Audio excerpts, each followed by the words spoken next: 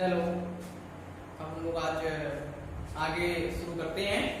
Last lecture में मैंने बताया था कि हम लोग अब हेलो एरीन की अभिक्रियाएं पढ़ेंगे, रासायनिक अभिक्रियाएं। हेलो एरीन की हम लोगों ने पढ़ी थी, तो डाल लेते हैं एरीन। हेलो एरीन की रासायनिक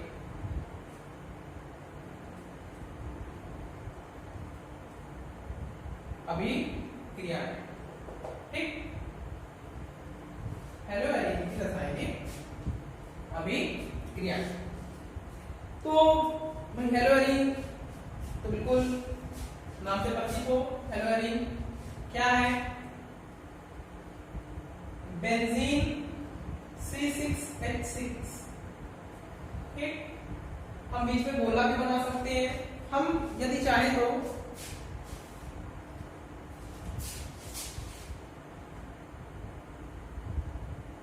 बॉन्ड दिखाना चाहें बंद, तो वो भी दिखा सकते हैं। तो कैसे? एक कार्बन छोड़ के द्विआवन बना देंगे। और फिलहाल हेलो एरीन में हमने पढ़ा था mono di tri hello arene, mono di tri. तो फिलहाल हम मोनो हेलो एरीन लेते हैं, तो ये हेलोजन ले लेते हैं X।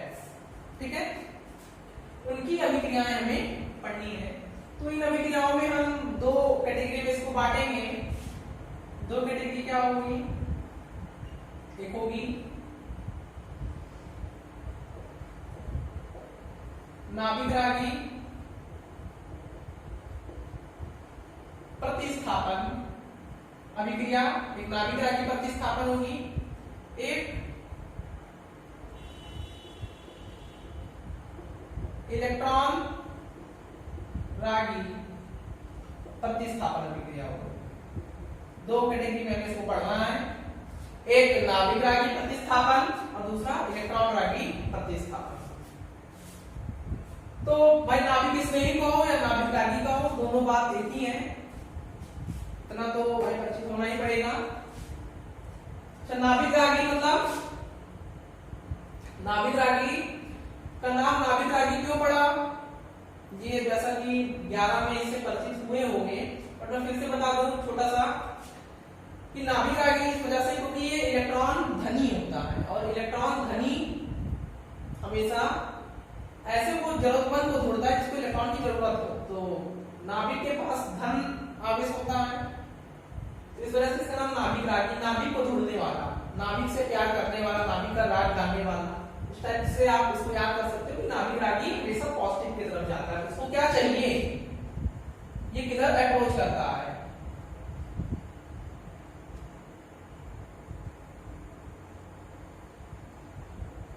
Approaches to positive. और ये किसको अप्रोच करता है? अप्रोचेस टू नेगेटिव, क्योंकि ये इलेक्ट्रॉन रागी है, इसके पास इलेक्ट्रॉन की कमी रहती है। तो इस वजह से ये किसकी राग गाता है? इसको इलेक्ट्रॉन की जरूरत है, तो ये ऐसे लोग को ढूंढता है जिसके पास इलेक्ट्रॉन उपलब्ध हो। तो नाम क्लियर है। बाकी प्रतिस्थापन ऐसे न्यूक्लियोफाइल्स होंगे, ऐसे नाभिक रागी होंगे जो अटैक करेंगे और उनकी वजह से कोई निकल जाएगा और वो आके उसकी जगह जुड़ जाएंगे, जैसा हमने कल लास्ट लेक्चर में हमने देखा था। एक तो नाभिक रागी प्रतिस्थापन पहले निकाल लेते हैं हम लोग।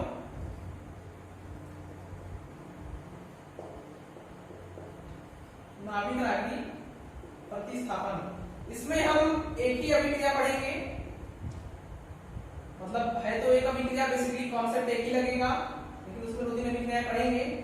तो नाभिक रागी प्रतिस्थापन में हमको सबसे पहले एक अभिक्रिया देखनी है। सीधे हम लोग अभिक्रिया पे आते हैं।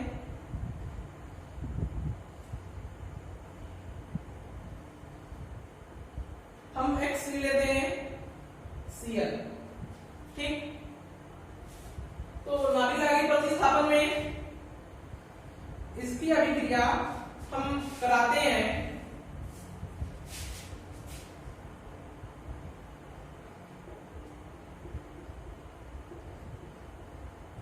एक्वस सोडियम हाइड्रोक्साइड, या तुम कह सकते हो जलीय जलीय सोडियम हाइड्रोक्साइड के साथ हम इसकी अभिक्रिया कराते हैं।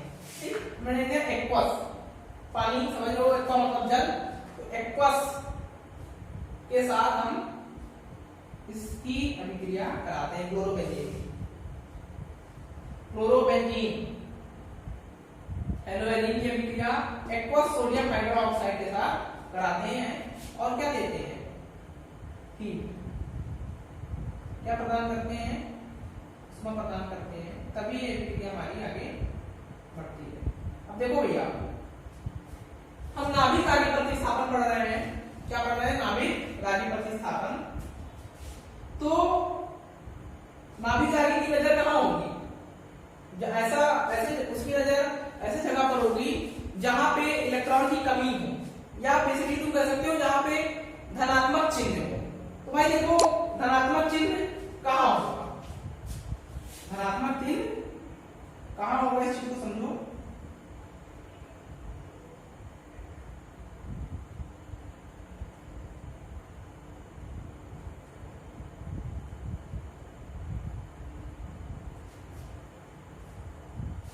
ये कार्बन, ये क्लोरीन, भाई सिंपल सी बात है, इसमें क्या होगा, पार्शियल प्लस, इसमें पार्शियल माइनस, इसमें आंशिक धनावेश, इसमें आंशिक ऋणावेश।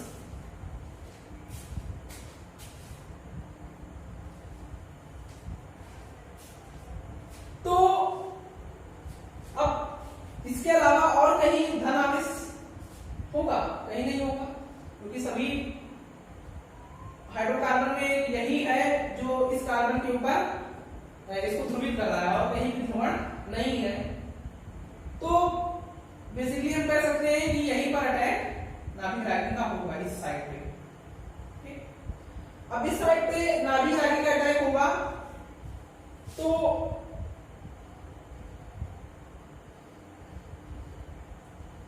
क्लोरीन यहां से निकल जाएगा और यहां पर आके हाइड्रोक्सी समूह OH लग जाएगा।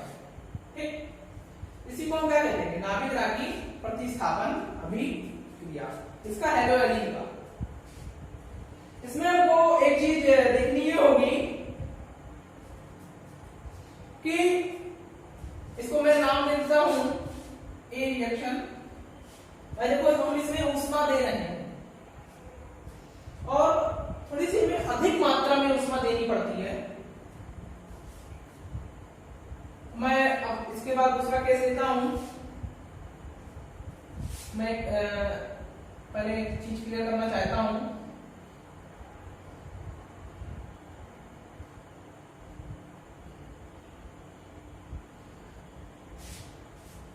हमको देखो यहां पे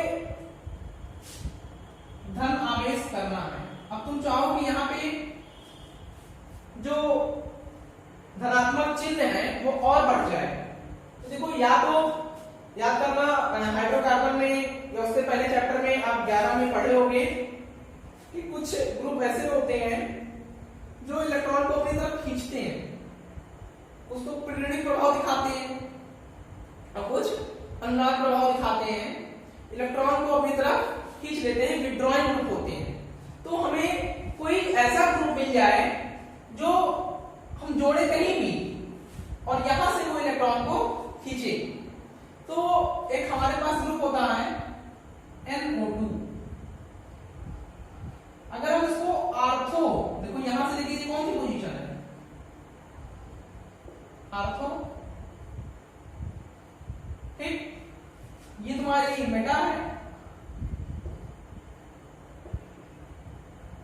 और ये पैरा। हम आर्थो को O से भी दिखाते हैं, मेटा को हम M से दिखाते हैं और पैरा को। तो इसके रिस्पेक्ट में ये आर्थो, ये मेटा, ये पैरा। तो NO2 कहां जोड़ने पे इस कार्बन पर इसका प्रभाव पड़ेगा, क्योंकि NO2 क्या है, इलेक्ट्रॉन खींचने वाला ग्रुप है। तो भाई देखो, क्योंकि NO2 ऐसा ग्रुप है जो आर्थो निर्देशी समूह है। ये कैसे समूह है, कैसे ग्रुप में आता है, जो आर्थो निर्देशी समूह हो या पैरा निर्देशी हो। तो मेटा पे अगर हम इसको जोड़ देंगे तो हमें कोई प्रभाव NO2 का नहीं देखने को मिलेगा, क्योंकि भाई NO2 जुड़ता है तो अपने को आर्थो और या तो पैरा पोजीशन से ही इलेक्ट्रॉन को विड्रॉ करता है, इलेक्ट्रॉन को खींचता है। तो या तो NO2 यहां जोड़ दे तो इसके रिस्पेक्ट में आर्थो ये और आर्थो ये, और मेटा पे हमें जोड़ना नहीं है क्योंकि NO2 जो है मेटा निर्देशी समूह नहीं है। फिर हम पैरा पे जोड़ेंगे क्योंकि पैरा पोजीशन पे भी क्या है, NO2 इलेक्ट्रॉन विड्रॉइंग का काम करता है, अपना प्रभाव दिखाता है। तो ये सारी बातें भाई समझ चुके होंगे, क्योंकि लास्ट क्लासेस में ये सारी चीजें समझाई जाती हैं, क्योंकि बेस आपका हो चुका है। तो मैं आगे कंटिन्यू करना चाहता हूं, इस पे बहुत ज्यादा नहीं चर्चा करना चाहता हूं। काम की चीजें समझा दी। देखो NO2 आपका आर्थो और पैरा निर्देशी समूह है, इस वजह से उसको हम आर्थो पैरा पोजीशन पे ही जोड़ने में हमारा काम बनेगा, मतलब यहाँ पे और धनावेश बढ़ जाएगा, और जब धनावेश बढ़ेगा उतने आसानी से ही नाभिक रागी का अटैक आसान हो जाएगा। तो हम एक बी केस लेते हैं।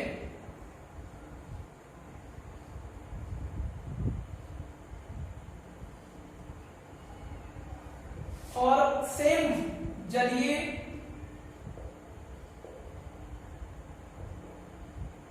सोडियम हाइड्रोक्साइड लेते हैं, यहाँ पे भी ऊष्मा हम देते हैं, ताप देते हैं, ठीक। और एक काम करते हैं, यहाँ पे हम एक NO2 लगा देते हैं, एक NO2 से रिप्लेस कर देते हैं, तो भी हमारा उत्पाद वही बनता है जो यहाँ बना था, OH लग जाता है, Cl हट जाता है। मैं फिर लेता हूं इसके आगे C, अभी देखना क्या डिफरेंस आता है। मैं एक केस और लेता हूं C,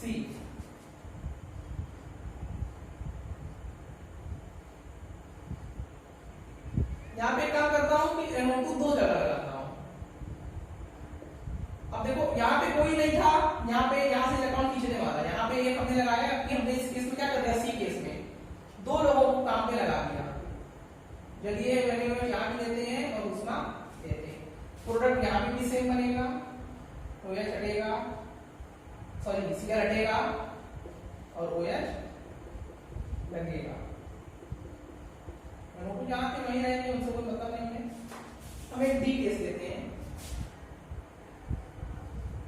दिख रहा है ना, ठीक है। हम D केस लेते हैं, समझ रहे हो कि D केस में हम क्या करने वाले हैं। अनुमान लगाओ, तीन जगह NO2 लगाएंगे, ध्यान रखना आर्थो और पैरा पे लगाएंगे, मेटा पे नहीं, क्योंकि NO2 मेटा निर्देशी नहीं है। यह हम पिछली क्लासों में ही पढ़ते हैं, भाई केमिस्ट्री पढ़ रहे हो तो मान के चल रहा हूं कि लास्ट क्लास में भी सारी चीजें पढ़ी होंगी। यदि नहीं दिक्कत लगती है तो बिल्कुल आप उसमें मुझे पूछ लीजिएगा, उसके लिए पूरी छूट है आपको हमेशा। यहाँ पे भी हम जलिए MnOH लेते हैं, मैं एक्वस लिख दे रहा हूँ, बस कोटिंग में लिख दे रहा हूँ ऊष्मा, और यहाँ पे भी प्रोडक्ट वही बनता है, OH लगता है, Cl हट जाता है, NO2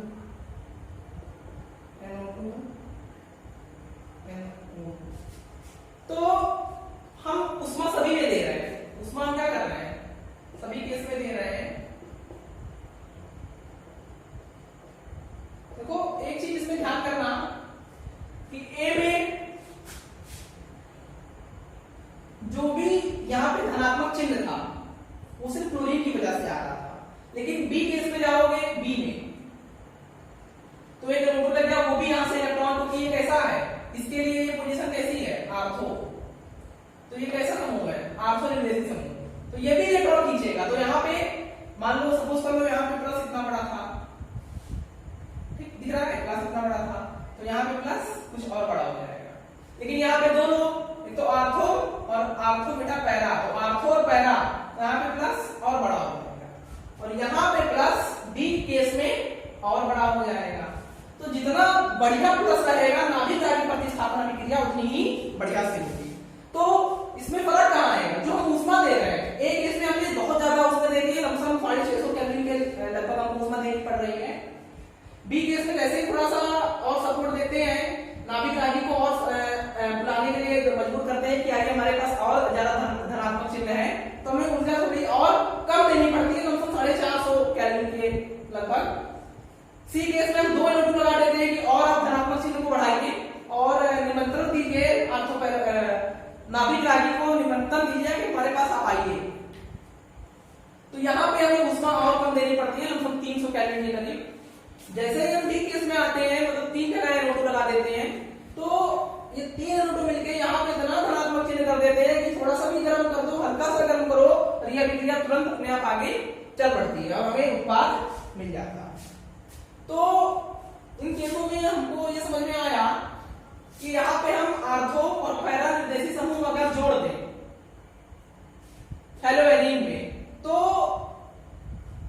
रिएक्शन होने की जो दर है वो बढ़ जाती है, मतलब वो रिएक्शन जल्दी हो जाती है।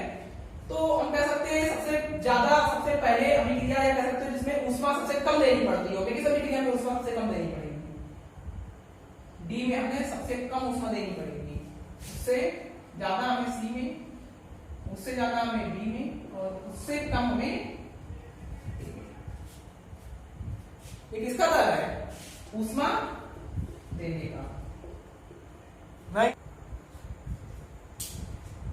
तो एक तरीके से हम लोग ये कह सकते हैं कि NO2 लगाने से हमारी हेलोएलिन की अभिक्रियाशीलता बढ़ गई, तो अभिक्रियाशीलता ही तो बढ़ गई है, उसमें कम देनी पड़ रही है, मतलब रिएक्शन जल्दी हो जा रही है। जैसे जैसे हम NO2 की संख्या बढ़ाते जा रहे हैं, वैसे वैसे हमको उसमें कम देनी पड़ रही है। तो ठीक, तो हेलोएलिन की अभिक्रियाशीलता बढ़ाने के क्या करोगे, अगर उससे नाभिक रागी प्रतिस्थापन अभिक्रिया करानी है, तो हम ऐसे समूह जोड़ेंगे जो इलेक्ट्रॉन को बेंजीन ग्रुप से खींचे, कम करें।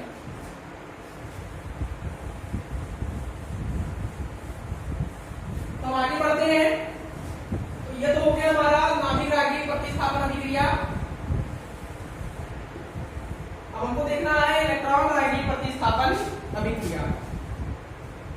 तो भैया नाभिक रागी में पॉजिटिव आयन को ढूंढता है, धनात्मक की तरफ आकर्षित होता है नाभिक रागी, लेकिन इलेक्ट्रॉन रागी ऋणात्मक की तरफ आकर्षित होता है। ऋणात्मक नहीं तो कह सकते हैं कि इलेक्ट्रॉन धनी, उसको इलेक्ट्रॉन जहां पे ज्यादा होगा वहीं पर वो जाएगा, क्योंकि वो खुद इलेक्ट्रॉन की उसके पास कमी होती है नाभिक रागी के पास, सॉरी इलेक्ट्रॉन रागी के पास।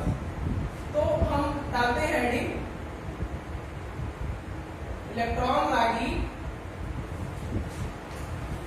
प्रतिस्थापन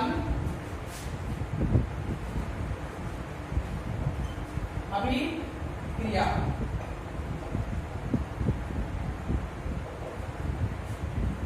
इलेक्ट्रॉन रागी प्रतिस्थापन अभिक्रिया।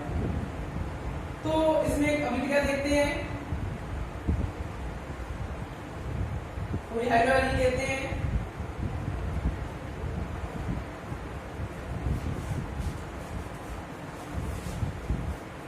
हम अभिक्रिया कराते हैं।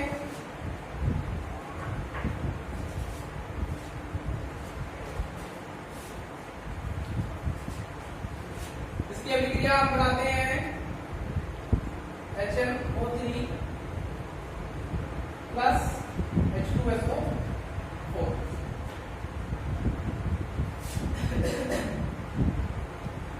तो हमें उत्पाद के रूप में यहां पर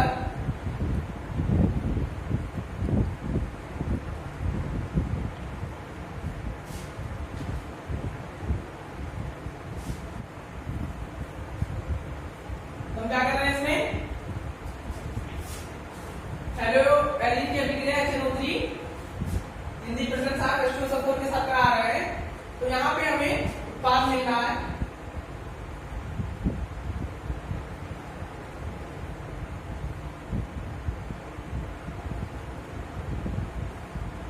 दो उत्पाद, इसमें से एक हमारा मुख्य होगा एक हमारा अल्प होगा। समझ रहे हो ना? जैसे हमने लास्ट लेक्चर में देखा था कि एक हमारा अल्प उत्पाद होता है माइनर, एक होता है मेजर।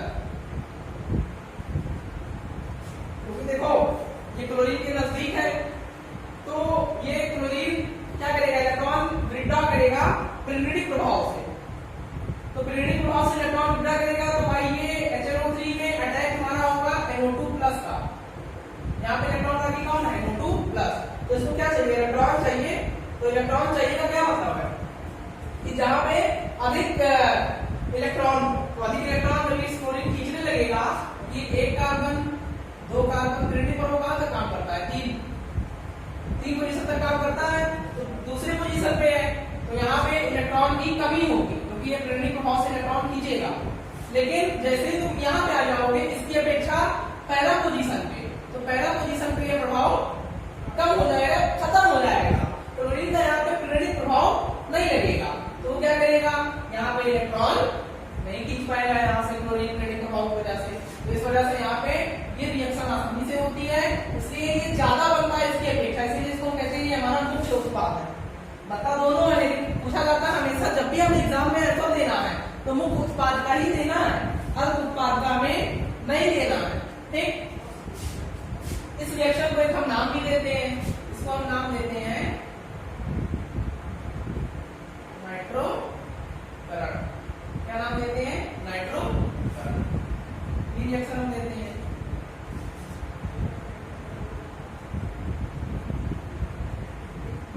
हेलोजन। हेलोजन में क्या होता है,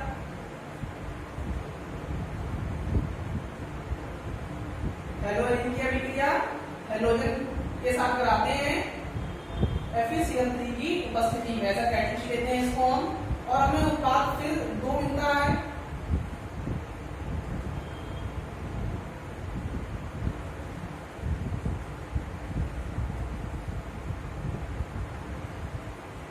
ये तुम्हारा मेजर होता है, ये तुम्हारा माइनर होता है, अल्प ये मुख्य। ठीक, इसको हम नाम क्या देते हैं, हेलोजन। फिर इसके बाद हम देखेंगे नाइट्रोजन हो गया, हेलोजन हो गया।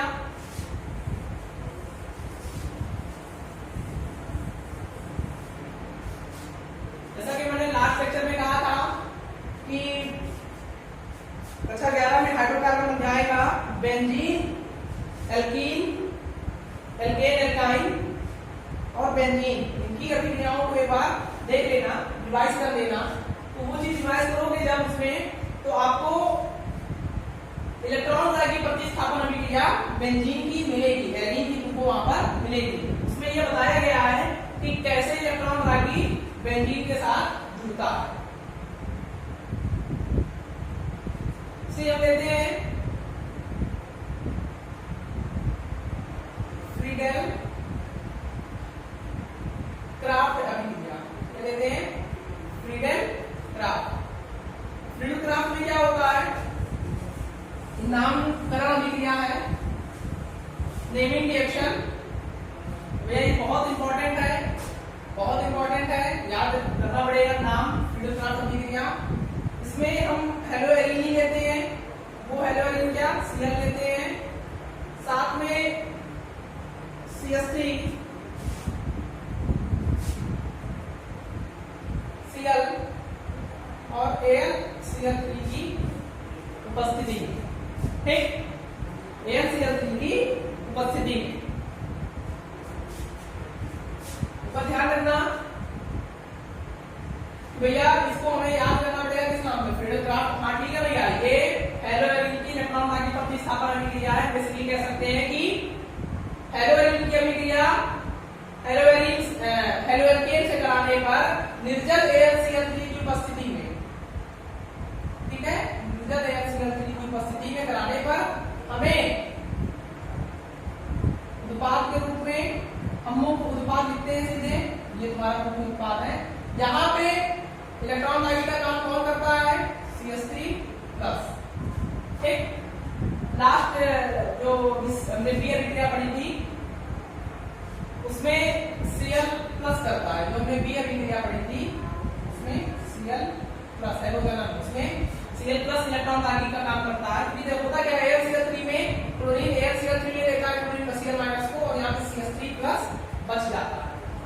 इलेक्ट्रॉन रागी के रूप में आके हेलो एल्केन में जुड़ता है। तो ये हमारा मुख्य उत्पाद है।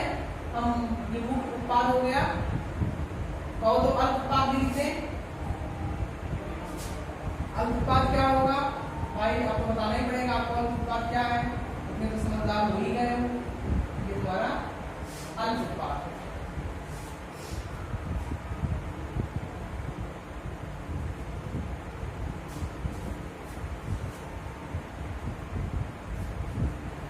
तो तुम्हारे मन में हो सकता है यार ये के साथ यहाँ पे क्यों नहीं जोड़ रहे हैं, आप तो बेटा पहला तो मेटाबॉलिज्म पे क्यों नहीं CH3 जोड़ रहे हैं। ठीक आनी चाहिए चीजें भाई। देखो एक फिल्म ग्राफ में एक और केस देख लेते हैं भाई। बस यहाँ पे CH3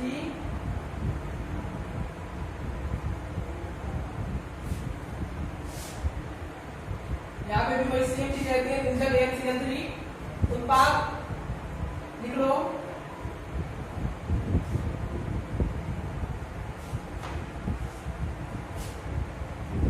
मुख्य उत्पाद लिख देते हैं।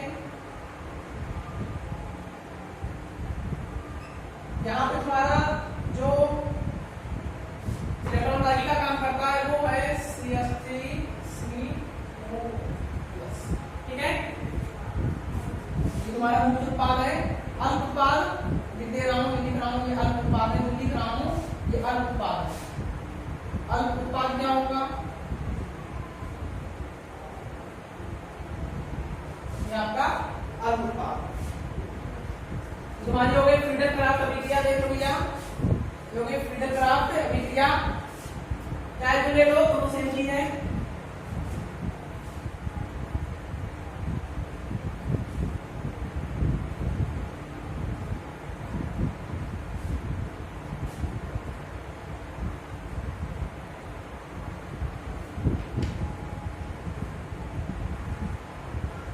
किसमें पढ़ेंगे,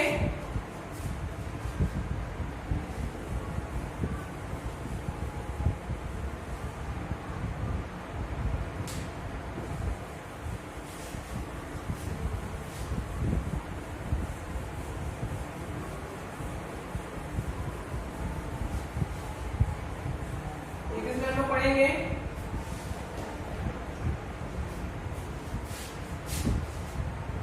डी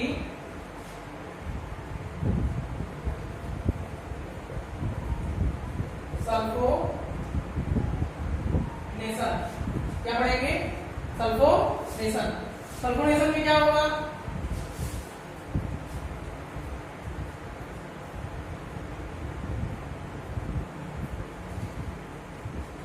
सल्फोनेशन में क्या होगा, वही हेलो एल्केन लेंगे, इसकी अभिक्रिया हम H2SO4 के साथ कराएंगे। कंसंट्रेटेड H2SO4, सांद्र H2SO4 के साथ कराएंगे। तो जानते हो इलेक्ट्रॉन की तरह काम कौन करता है, HSO3+। ठीक, HSO3+ यहाँ पे इलेक्ट्रॉन की तरह काम करता है। और इसमें भी दो उत्पाद हमें मिलते हैं। मुख्य उत्पाद में लिख देता हूं और अल्प उत्पाद भी लिख दे रहा हूं। ये तुम्हारा अल्प उत्पाद है,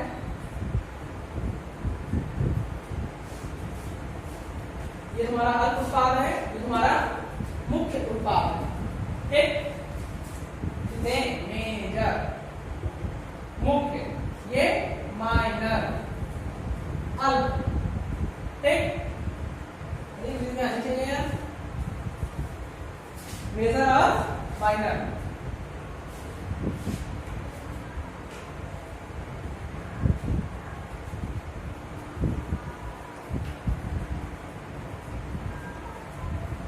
कभी किसी एस्टिमेट में पढ़ते हैं आगे।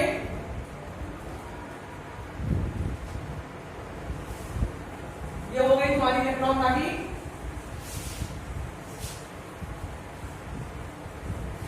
अब हम पढ़ेंगे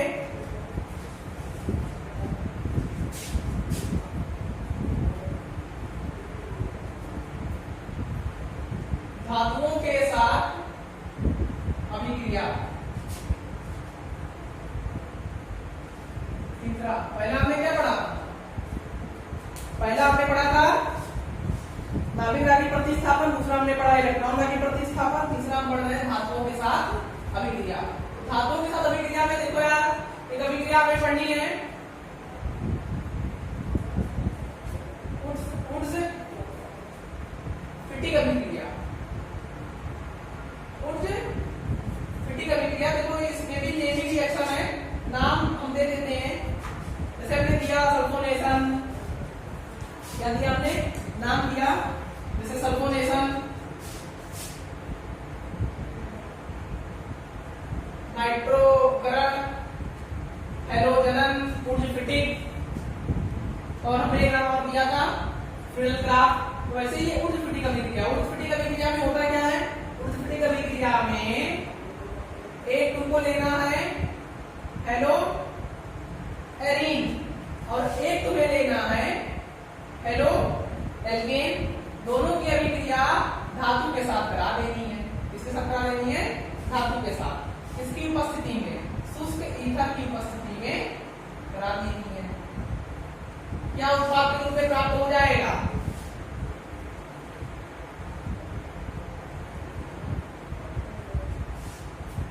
मिल गया? साथ में 2NaX।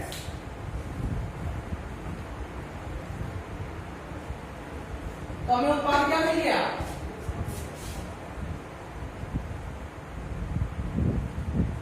एल्किन ना, देखो एल्किन ही तो मिला है उत्पाद। क्या मिला उत्पाद? एल्किन एरीन।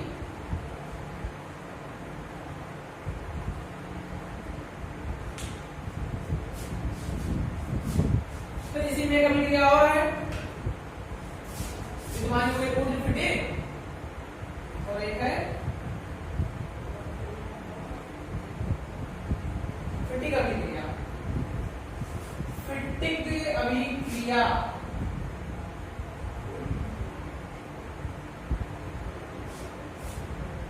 फिटिक अभिक्रिया में क्या होगा? फिटिक अभिक्रिया में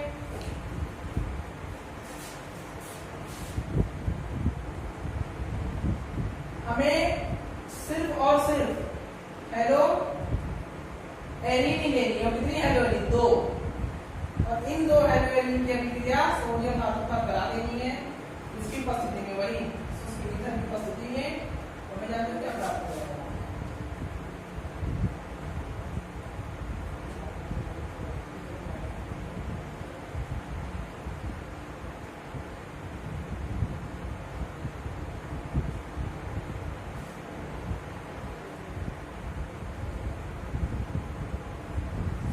डाइफेनिल। क्या मिल गया? डाइफेनिल। 2 बेंजीन आपस में जुड़ जाएंगे। 2 बेंजीन आपस में क्या हो गए? देखो जुड़ तो गई है ना, इसको हम क्या कहेंगे? क्या उत्पाद है हमारा? डाइफेनिल। ठीक है, डाइफेनिल क्या मिल गया? डाइफेनिल उत्पाद के रूप में। फेनिल ग्रुप जानते हो क्या होता है? फेनिल ग्रुप, फेनिल डाई मतलब 2, फेनिल ग्रुप जानते हो कौन सा होता है? हमारा ये फेनिल ग्रुप है, मतलब जिसमें एक हाथ की कमी है। C6H6 तुम्हारा बेंजीन होता है, C6H5 तुम्हारा फेनिल ग्रुप होगा। अच्छा, बेंजीन ग्रुप क्या होता है? बता देंगे, आएगा बेंजीन ग्रुप बता देंगे। तो ये तुम्हारी 2 विक्रियाएं हो गई, फिटिक अभिक्रिया और फिटिक अभिक्रिया। इसी के साथ तुम्हारा ये अध्याय समाप्त होता है। हेलो एल्केन और हेलो एरीन तुम्हारा इसी के साथ समाप्त होता है। तो एक अध्याय तुम्हारा ये कंप्लीट हो गया। एक चीज मैं बताना चाहूंगा, जबकि जो 2020 की बोर्ड परीक्षा थी इसमें एक प्रश्न आया था इसी अध्याय से 4 नंबर का। वो प्रश्न क्या था? वो प्रश्न था कि क्लोरोबेंजीन की अभिक्रिया, क्लोरोबेंजीन की अभिक्रिया सल्फोनेशन, नाइट्रोकरण, हैलोजन और फ्रीडल-क्राफ्ट अभिक्रिया के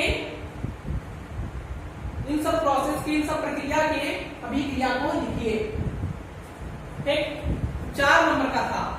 बोल ये रहा था कि हेलोएरिन की हैलोजन अभिक्रिया, नाइट्रोकरण, सल्फोनेशन और फ्रीडल-क्राफ्ट अभिक्रिया को क्या करिए, लिखिए।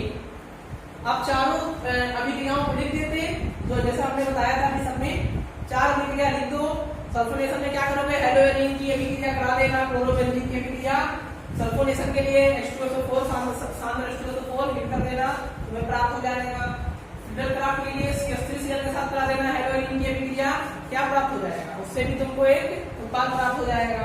फिर नाइट्रोकरण के लिए HNO3 के साथ कराना, लेकिन उसमें क्या उपस्थित रहेगा, H2SO4 भी उपस्थित रहना चाहिए। और एक अभिक्रिया हैलोजन, हैलोजन के लिए Cl2 के साथ करा देना हेलोएरिन की अभिक्रिया, इसकी उपस्थिति में FeCl3 की उपस्थिति में कराओगे तो तुम्हें उस केस में भी क्या होगा, उत्पाद प्राप्त हो जाएगा। तो 4 नंबर का क्वेश्चन सीधे सीधे एकदम आया था बुक से, कहीं से भी पूछा नहीं गया था। सीधे आपको रिएक्शन जो बुक में लिखी हुई थी, जो मैंने आपको पढ़ाया है, वही सेम चीज उठा के तुम क्या कर देंगे, लिख देंगे। मतलब कि हमने इसको कहाँ पढ़ाया, हेलोएरिन की इलेक्ट्रॉन रागी प्रतिस्थापन अभिक्रिया, हेलोएरिन की इलेक्ट्रॉन रागी प्रतिस्थापन अभिक्रियाओं पे आधारित 4 नंबर का क्वेश्चन आएगा, जो मैंने पढ़ाया है। तो इस अध्याय के समाप्ति में आज सुबह की इंपॉर्टेंट चीज मिली, 4 नंबर का प्रश्न अध्याय से आता है। और इस साल जो बोर्ड परीक्षा दी बच्चों ने, उसमें सीधे सीधे यही क्वेश्चन आया था। ठीक, नाइट्रोकरण, सल्फोनेशन, हैलोजन और फोटोफिटिक अभिक्रिया, चारों लिख देते, 4 नंबर पर से। ठीक है भैया, तो इसके क्वेश्चन कुछ हम लगाना चाहते हैं, कुछ क्वेश्चन करवाना चाहता हूँ प्रैक्टिस तुम लोगों को। SN1 SN2 के ऊपर कराना चाहता हूँ, और बाकी और भी सारे क्वेश्चन हैं। कुछ नामकरण, IUPAC नामकरण, IUPAC नाम भी लिखना बहुत इंपॉर्टेंट है। सब चीजें, इन सब के आधारित क्वेश्चन कराऊंगा, और नेक्स्ट लेक्चर में हम लोग करेंगे इसके आधार पे क्वेश्चन। तो फिर भैया इतना बाकायदा नोट्स बनाइए, प्रिपेयर करिए, चीजों को याद करिए। और एक चीज और मैं फिर से बोल दूं, आज फिर रिपीट कर दूं कि हाइड्रोकार्बन का एल्केन, एल्कीन, एल्काइन और बेंजीन, या कह सकता हूं कक्षा 11 में तुम्हारे 2 चैप्टर हैं। एक तो मूलभूत सिद्धांत, रासायनिक कार्बनिक रसायन के मूलभूत सिद्धांत, दूसरा हाइड्रोकार्बन, 2 अध्याय हैं। उन दोनों अध्याय को मैं कहूंगा अच्छे तरीके से पढ़ लीजिए, तो ही आपको प्रैक्टिस इस अध्यायों में मिल पाएगी। जब हम क्वेश्चंस करेंगे, उन क्वेश्चंस में उन चीजों की उपयोगिता बढ़ जाती है, उन चीजों का उपयोग इन क्वेश्चन में होता है। तो भाई परीक्षा में कुछ भी क्वेश्चन दिया जा सकता है, क्योंकि लास्ट में जो आप पढ़े होंगे 11 में, वो 12 से बिल्कुल संबंधित है। और खास करके हाइड्रोकार्बन में तो वो 2 जो चैप्टर आपने 11 में पढ़े होंगे वो बहुत इंपॉर्टेंट है। थैंक यू भैया, फिर हम मिलते हैं नेक्स्ट लेक्चर में।